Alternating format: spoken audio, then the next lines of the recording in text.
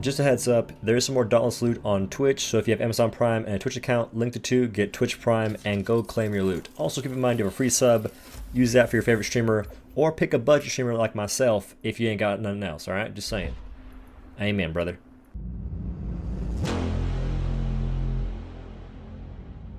What's up, y'all? My name is Doe, and today I'm showcasing a hammer build I've been using for a long time now, and I'm pretty sure I got that build from Frugal, so check them out if you haven't already.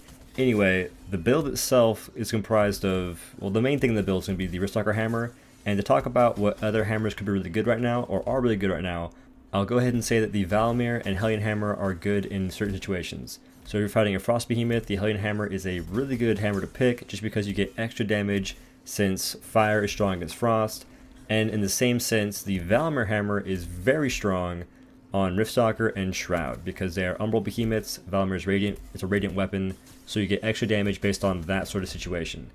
Now, to talk about the current build, we'll have the Wristalker hammer, and that is, I'm going to go ahead and say, the best in slot hammer, and I'm thinking that because of the unique equip.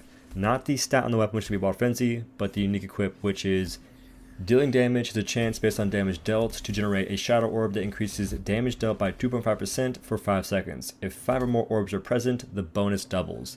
And the axe has like a weird interaction with this, but the hammer, which is what this video is about, doesn't really have that same interaction. And instead, you can pretty much just generate a good orb count by doing your hits, and then once you go into your Aether Slam, which is what you want to do as much as possible, you'll have a high orb count to do a ton of damage. So you can generate, so as you're building up to do a combo for the Aether Slam at the finisher, your hits to build up to that Aether Slam are generating orbs, and those orbs give you extra damage. And by the way, the max damage you can get right now is going to be 40% because it's actually hard capped at 8 orbs. Before, it wasn't hard capped, but it was a soft cap. But now it's like, I'm pretty sure you can't go above 8 orbs unless you bug it out.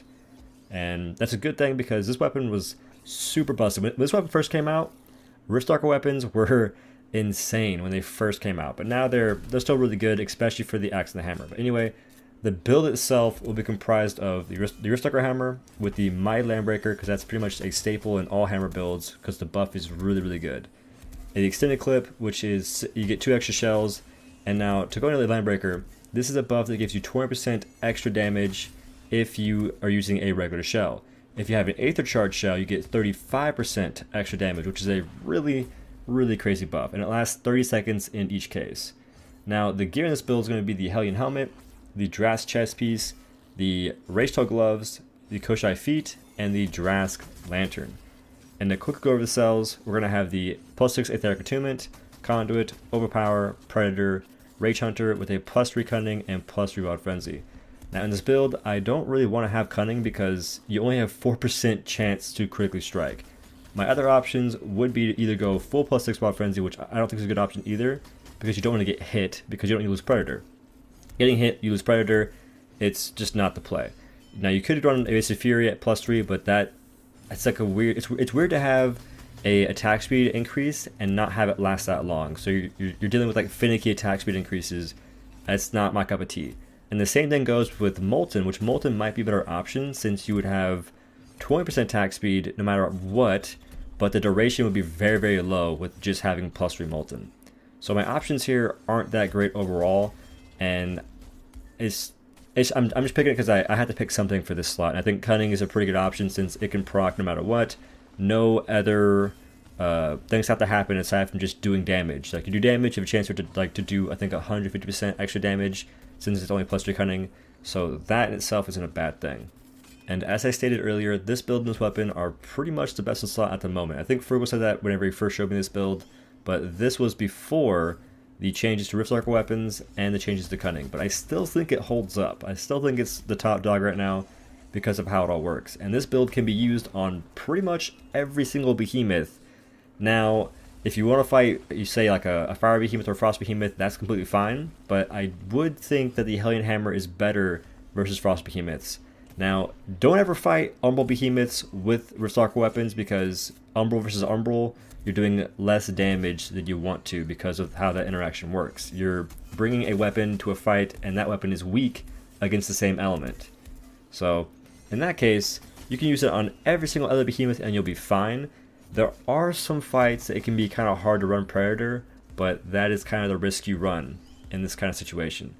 Now, this is a really insane weapon if you can just do the combos right, which to give you guys like a pseudo guide to the hammer real quick, if you want to play it and do a ton of damage, your goal is to 8th slam as much as possible. And to do the fastest combo to 8th slam, it's going to be the rising uppercut attack, which is going to be a light attack followed by the forward key, like press the key in the direction you're facing, and follow that with 2 more light attacks, and then do a heavy attack. And the heavy attack will be 8th slam, and that is the fastest combo to 8th slam no matter what. Now, real quick tip as well, I'm pretty sure you still cannot roll into this kind of combo.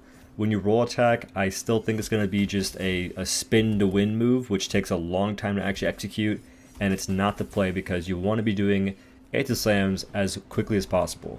So if you roll an attack, sometimes I suggest just waiting until like the roll is canceled and you don't go into a roll attack, and instead you roll and then you wait and then you go into an rising uppercut combo, and that will lead to a really fast 8th slam.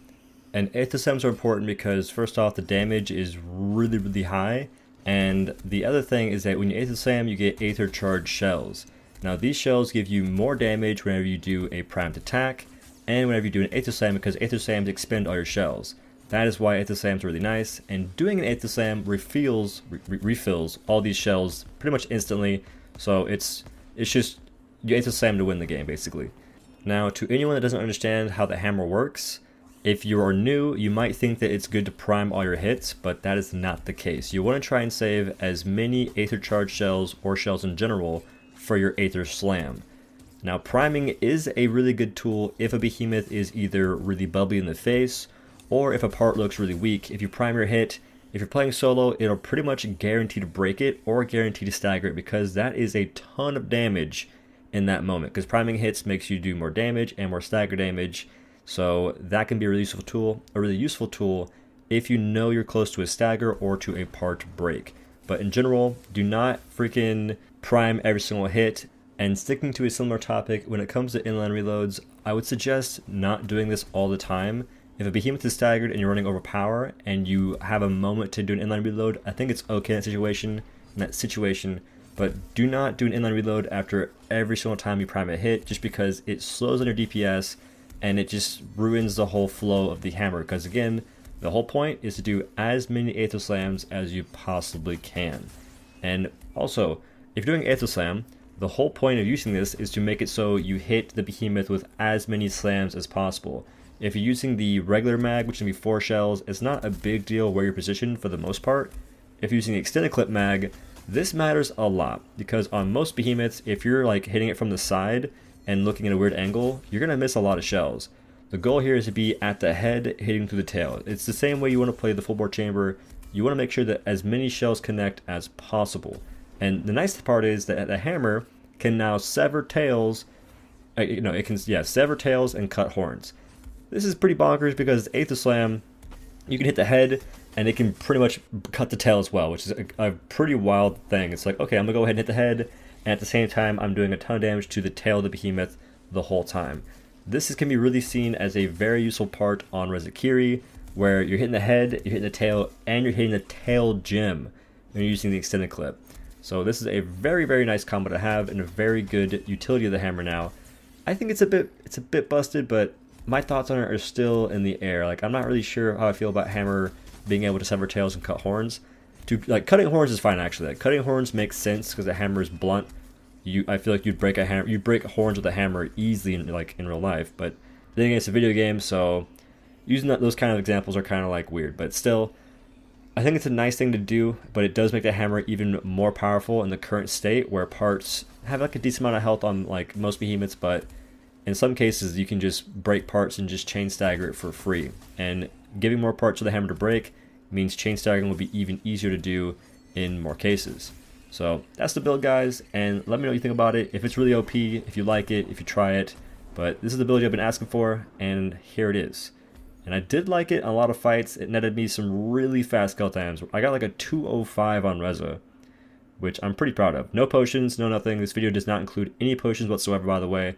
So that could mean that, oh hey, Doe did this without potions, So even if I don't think I can do it, which you guys probably can, it just takes practice. But even if you think you can't do it, with potions, you probably can, because potions are very potent and very powerful. But anyway, guys, that is the end of this video. If you liked it, leave a like. If you want to, comment on the video, because both those things help the channel immensely. And if you like the content, be sure to subscribe to this channel for more content. And I do have a Twitch stream. It's just Odo. It's my name on Twitch. So twitch.tv/Odo. That's me. I'm a pretty inactive streamer, and I do play with viewers. And on Saturdays, we have Sub Saturday. That's whenever, if you're a sub, you go to a queue system. It's a much better way to play with me, just because I normally don't run a queue system because it's kind of hard to do. And lastly, I do have an Epic Games code. It is just Odo as well. So if you're on the Epic Games Store, use that code, or if you're in Dauntless, use that code. And all these things I just listed are insane ways to help me out, especially just watching the videos, y'all. Like, I keep saying it every single video, but thank you. Anyway, have a great day, y'all. I'll see you in the next one. Peace.